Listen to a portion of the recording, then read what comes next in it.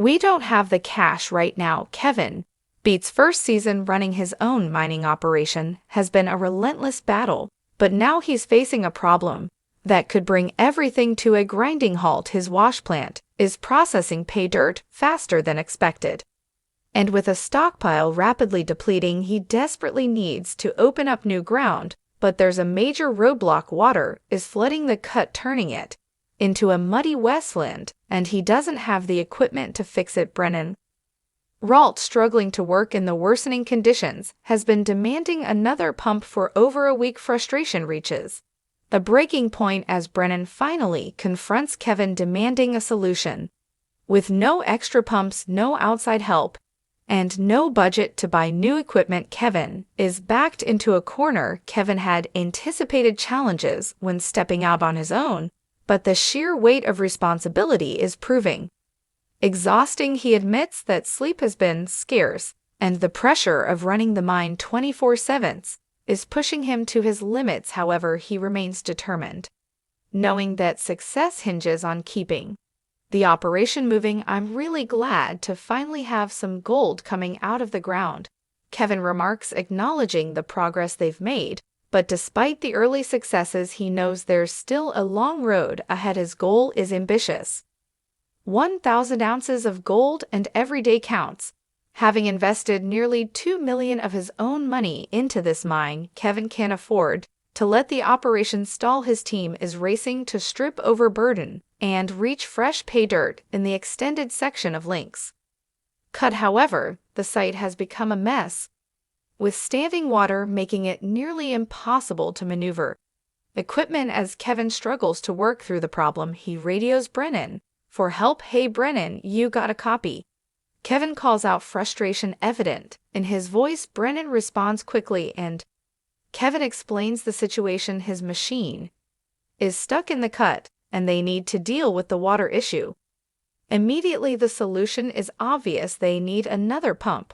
But there's just one problem: there are no extra pumps available. Earlier in the season, Kevin had borrowed a pump from Tony Beets to handle a separate flooding issue. That pump is now dedicated to the wash plant, and Kevin has no more favors to call in from his parents. Brennan attempts to free Kevin's equipment, but the bigger issue remains: unsolved water from the wash plant settling pond is seeping into the cut, transforming it into a swamp. Without a pump, they have no way to keep working without shutting down the wash plant, something Kevin can't afford to do. Brennan, already frustrated, finally loses patience. He reminds Kevin that he's been requesting another pump for a week, and the delay has only made things worse. Kevin tries to explain that they need to complete the current cleanup before they can afford to buy new equipment, but Brennan isn't satisfied with that answer. The longer they wait, the worse the conditions become, and he knows they're running out of time as tensions rise. Brennan suggests they ask Tony Beets for another pump, but Kevin immediately shuts down the idea. He's already borrowed equipment from his parents, and he's unwilling to go back for more help. He insists they need to find a way to push forward with what they have. Brennan shakes his head, clearly exasperated. "What do you want me to do?"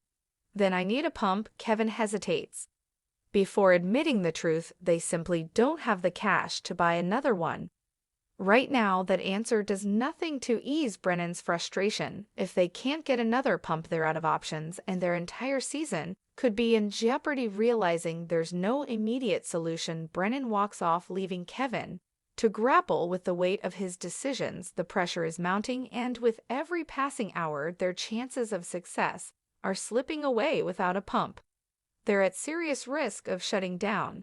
And for Kevin, failure is not an option. As frustration boiled over, Brennan finally hit his breaking point. Instead of arguing any further, he simply disappeared. At first, Kevin had no idea what had happened. One moment, Brennan was on site pushing for a solution, and the next he was gone and driving off without an explanation. He ignored radio calls and waved off any producers who tried to track him down. His absence sent shockwaves through the crew. Brennan was the only one who knew exactly what to do.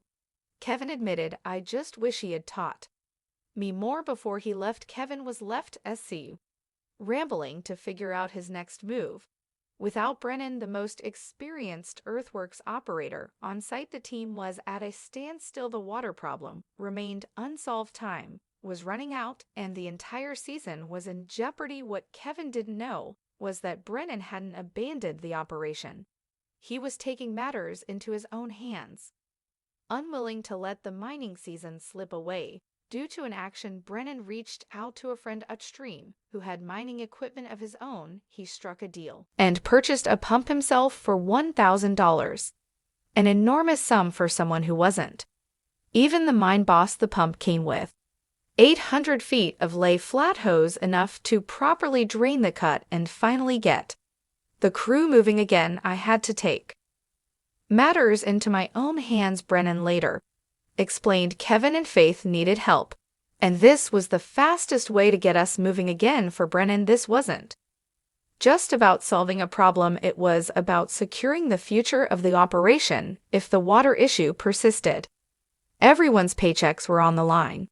Kevin had already poured nearly $2 million of his own savings into launching this mine, and the last thing Brennan wanted was to watch that investment and his own livelihood go to waste. After being gone for hours, Brennan finally returned to camp. Kevin, still unaware of what had happened, was both relieved and frustrated to see him. I wasn't sure where you went, Kevin told him, but Brennan had no time for small talk. He got straight to work setting up the new pump, focused on getting the cut drained as quickly as possible. I wanted to smash this problem out of the water, he said confidently. Despite the exhaustion and stress of the past week, there was an undeniable sense of hope among the crew.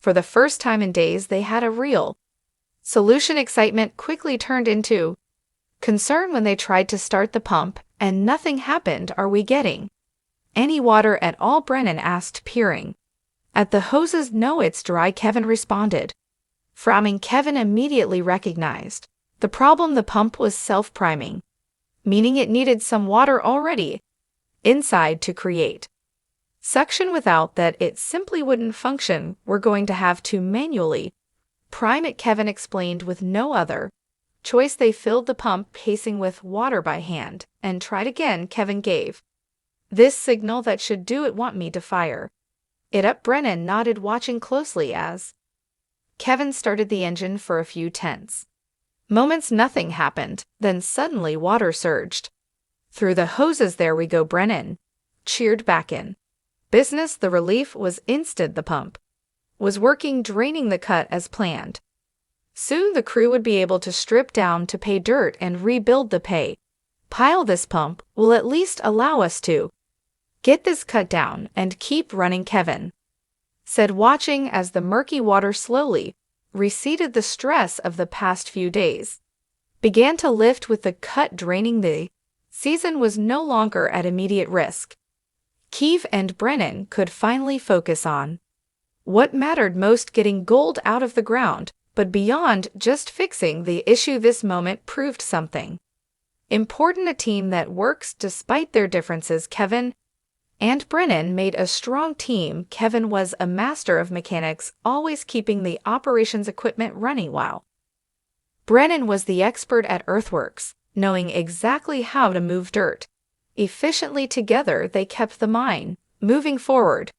Kevin couldn't help but admire Brennan's determination. I was worried when he took off, Kevin admitted, but I really appreciated him coming back, explaining what happened, and even spending his own money to keep us going. That was incredibly generous of him. For Brennan, this experience wasn't just about this mine. He had dreams of his own. Maybe one day I'll find my own ground to mine, he said slowly. I'm building up the equipment I'll need if I ever get the chance. It'd be nice to have my own gold stash one day. For now, though, he was focused on the task at hand.